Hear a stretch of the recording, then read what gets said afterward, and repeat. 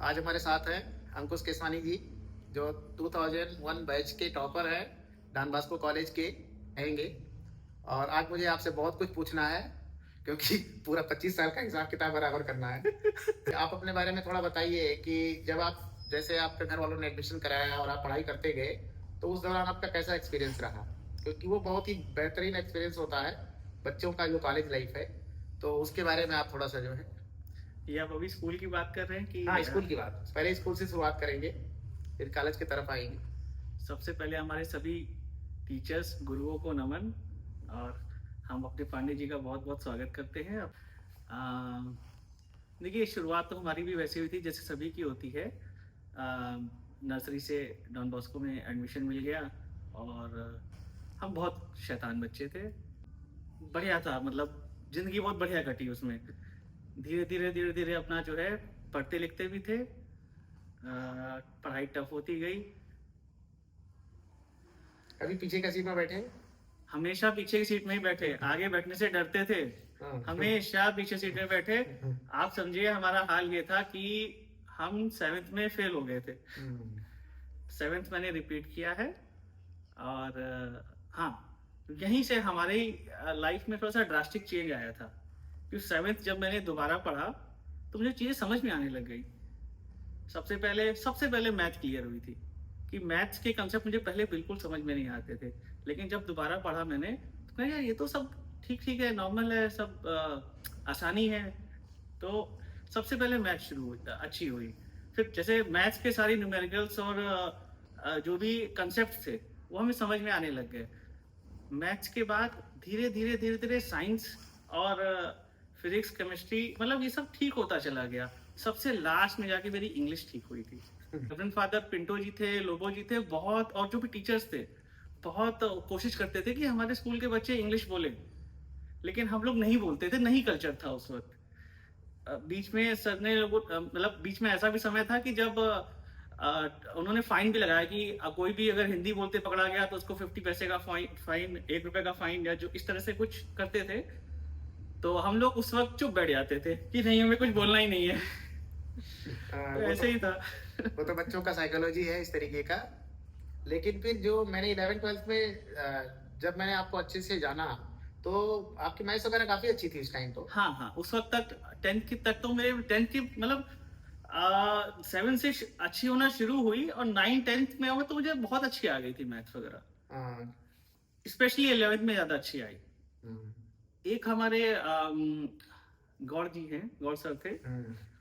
उन्होंने बहुत अच्छा पढ़ाया। वो इतने कंसेप्ट में घुसते थे कि आपका कंसेप्ट बिल्कुल क्लियर हो जाए। अगर एक बार कंसेप्ट क्लियर हो जाए तो सवाल कितना ही मुश्किल है, थोड़ी सी मेहनत करोगे यार, आ जाएगा। हाँ। ये था। उस टाइम मैथ्स वगैरह के लिए आप कौन सा बुक्स वगैरह लगाते थे उस टाइम में? अरे उस वक्त तो RD शर्मा थी, और एक PK गर्ग थी पीके 10th गर्ग, में। आर डी शर्मा, पीके हाँ गर्ग। हाँ। जब आप 12th में थे, तो उस टाइम जो मैंने देखा कि आपकी पढ़ाई बहुत अच्छे तरीके से चल रही थी। लगभग कितना देर पढ़ रहे होंगे, कैसे क्या रहा सर, होगा? 12th में तो हम लगभग 8 से 10 घंटा पढ़ते थे। और जब आप मान के चलिए, जैसे जैसे बोर्ड्स के पेपर करीब आते गए, तो हम रोज एक मॉडल टेस्ट पेपर सॉल्व करते थे। उस वक्त फ्रैंकलिन और इस तरह की कुछ किताबें आती थी, रेफरेंस बुक्स आती थी, उसमें मॉडल टेस्ट पेपर दिए होते थे, बहुत सारे दिए होते थे। इनफैक्ट मॉडल टेस्ट पेपर की अलग बुक भी आती थी अगर जिसको चाहिए हो। तो लगभग 3 घंटे का एक टेस्ट होता था। हम मैथ्स के, फिजिक्स के, केमिस्ट्री के अलग अलग दिन में 3 घंटा अलग से रख के रोज एक करते थे। तो लास्ट का समझिए हमने 1 2 महीना तो यही सब किया है। और लगभग 1 महीना पहले तक मैं अपना सब कुछ पढ़ चुका था, सिर्फ रिवीजन ही चलता रहता था। तो काफी बच्चों ने पूछा कि भैया से पूछिएगा कि एग्जाम के 1 महीने पहले जो है वो किस तरीके से पढ़ते थे, और हम लोग के एग्जाम में चूंकि 1 ही महीने बचे हैं, अच्छा तो हम लोग किस तरीके से पढ़ें कि उनका भी कुछ जो है अच्छे मार्क्स आ जाए।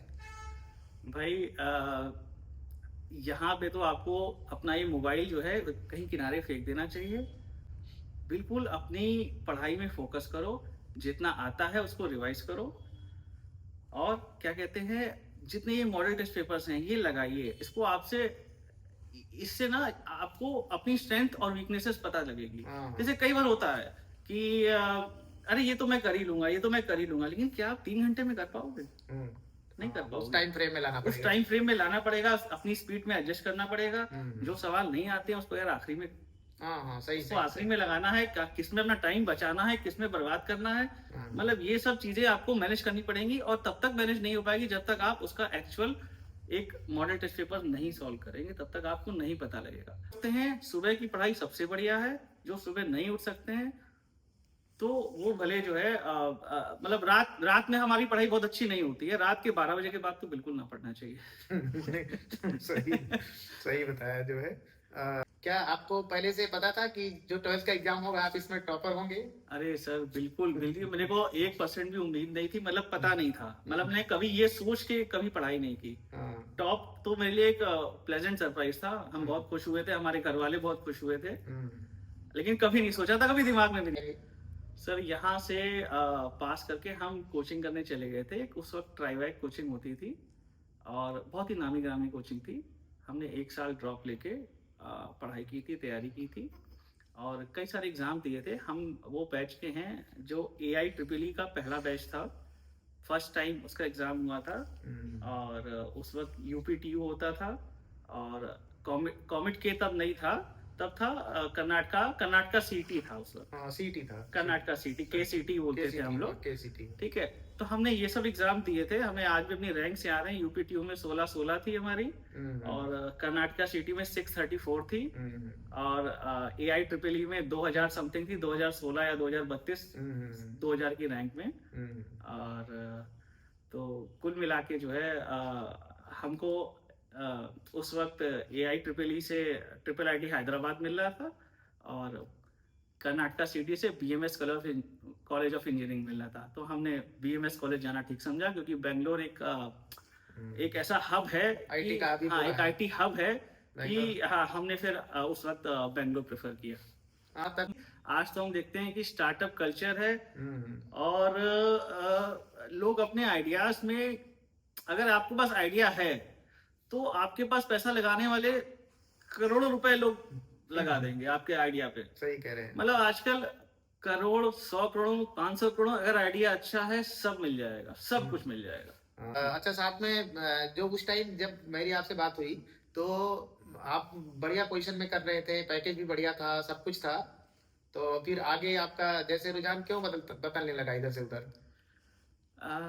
उस वक्त हमने IBM कंपनी में प्लेसमेंट लिया था, 2-3 कंपनी में और भी हुआ था, लेकिन हमने IBM चुना था, और IBM में 3 साल काम किया। IBM ने हमको बाहर भी भेजा, स्वीडन में थे हम 6 महीना।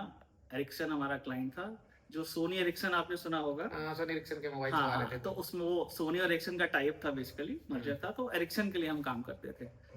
तो सब बढ़िया जा रहा था, और हमारे पिताजी को हमारी ज़रूरत थी यहाँ पे। हमारा ब्रिकफील्ड और ब्रिकफील्ड का ही बिजनेस है मेनली। हमने आपके यहाँ पे पेट्रोल पंप्स और अदर बिजनेस में एक्सपेंड किया। तो जैसे हर हर पिता को अपने बेटे से उम्मीद होती है कि वो आएगा यहाँ पे, हमारा साथ देगा, हमारे सुख दुख में, बुढ़ापे में, और यहाँ का जो भी उन्होंने बनाया है उसको संभालेगा। तो हमारे लिए भी बड़ा मुश्किल था उस वक्त। हमने फिर आखिरी में यही कहा कि यहीं यहीं आना ठीक रहेगा। एक छोटी सी वजह ये भी थी कि हम हमारी इंटर का शादी होनी थी, तो हम उसके लिए भी आए थे।